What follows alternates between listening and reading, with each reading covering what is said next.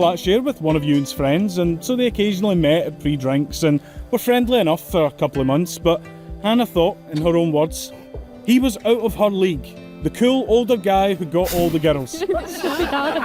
Ewan and Hannah became a bit closer and started chatting more on their own.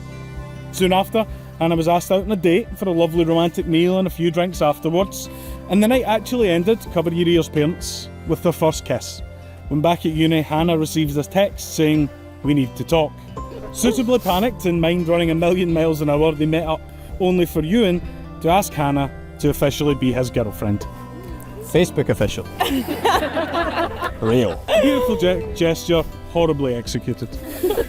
But then, the next 10 months passed in a blur of trips, nights out, and generally just being the amazing couple we all know and love.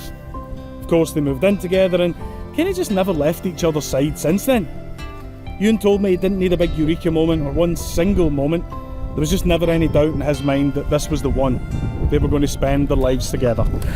And so after 3 years, he began the noble, sorry that's a slight distraction, the noble, and by the way, bloody terrifying process of planning a proposal. Seriously, it's for those of you who've never done it, it's wonderful, it's great, it's terrifying.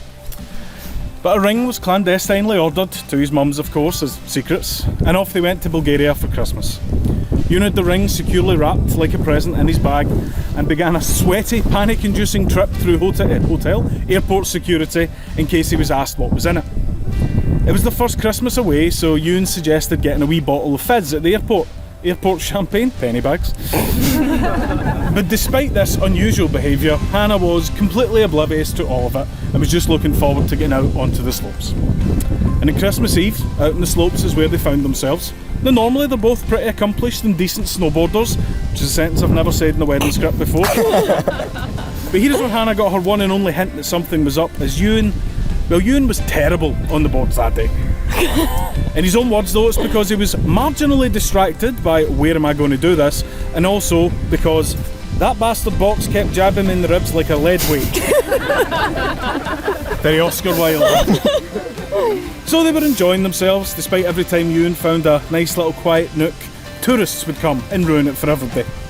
Eventually though, they were boarding through some of the deeper snow, and Ewan suddenly stops, jumps off his board, and walks over to Hannah, who by the way at this point is still strapped onto her board, sitting in the snow and getting quote unquote raging. She just wants to snowboard. But rather than kicking off another run, she is faced with the man she loves most of all in the world, dropping to one knee and asking her if she would become his wife forever.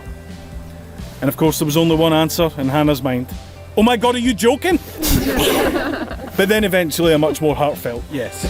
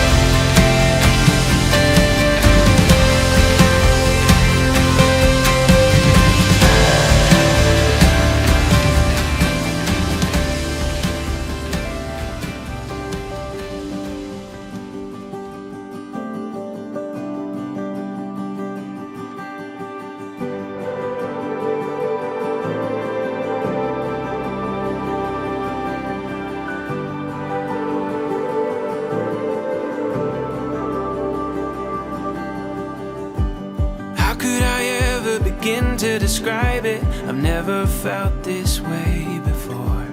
Every door opened and let all the light in, and now I can see for miles and miles since I found you.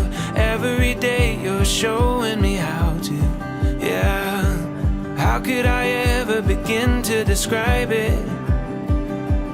We got the whole world before us. It's the moment when you know it. This is where everything begins. This is as good as it could get. You give me something that I never will forget.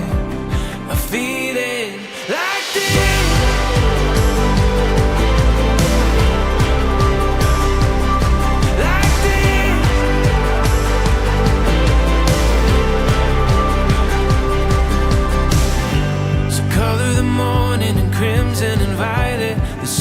just waiting to be found. Let every mountain and river remind us there's beauty in every twist and turn that we're taking.